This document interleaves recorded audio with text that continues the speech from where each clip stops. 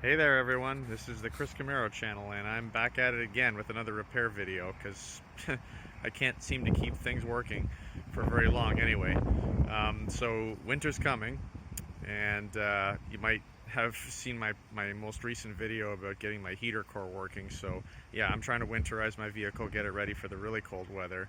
And I noticed that my rear defroster is no longer working.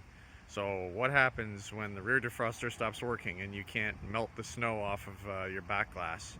Well, most obvious thing that occurred to me, and probably what occurs to a lot of people, is to assume that the fuse is blown. And probably a lot of the time it is. But what if it isn't? Then what? Is the little black lines on the back of your glass, broken, or what could the problem be? Well, it turns out, and I had to sort of stumble upon this conclusion through trial and error.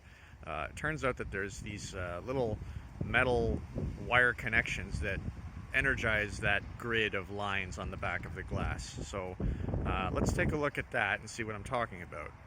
Okay, not sure how well you can see this, but you'll see that there's like this square patch with this little hole in it, and then adjacent to that you've got this little wire thing. Okay, so the basic premise is pretty simple.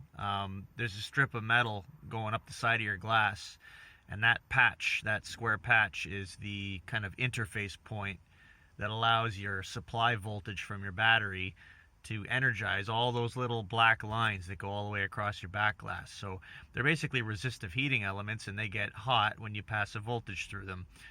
Pretty archaic and elementary in principle how this works, but you can see that wire has detached itself. I'm not exactly sure how that happened, whether it just got fatigued and just shook itself loose or what, but mechanics generally kind of shy away from dealing with that because it's electrical.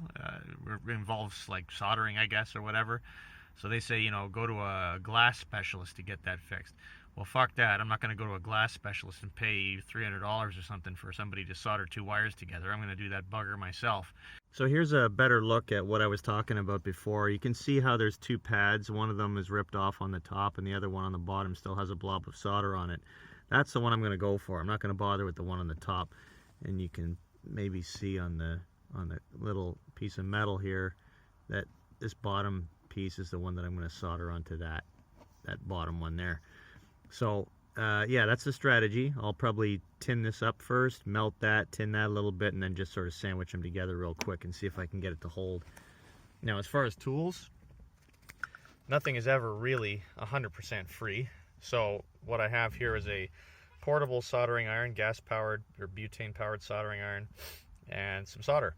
And that's really all you need. The soldering iron might cost you a little bit of money if you want to buy one of these. But they're handy, especially for little jobs like this. I mean, when you need them, you wish you have them. You don't use them a lot, but they do come in handy when you do need them. So I'm going to light this up, and we're going to see how well this turns out. Naturally, you want to be careful when you're working with hot tools and fire inside your car, and dripping solder all over the place. So while I wait for this thing to heat up, I've got some very convenient and flammable paper towel to serve as a drop mat, just in case something hot touches it. I can set fire to my car even faster. Fortunately, it looks like we're getting enough heat. You can see it's already kind of melting. That's good. So since I do seem to be getting the heat I need, I'm just gonna prep this surface, and then I'll stick the two together when it's hot enough. I might need a little bit more heat though, so bear with me for a second while I prep this. I may not be able to show the actual footage of me doing it, but I'll show you what it looks like after I've melted this. I've got to say, that is a pretty god-awful soldering hack job if I've ever seen one. Soldering upside down is not very easy to do, I found.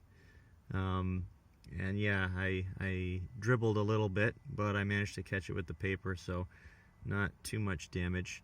But more importantly, did it work? So yeah, let's find out if all that trouble was worth it. And as you can see, it's already nighttime, so No, I haven't been here for like 5 hours, but it was pretty much dusk when I started. So, yeah, this took me about half an hour to get it right, and it's not exactly comfortable to do, but such are the rigors that we go through for free repair work and other things that we don't have to pay for.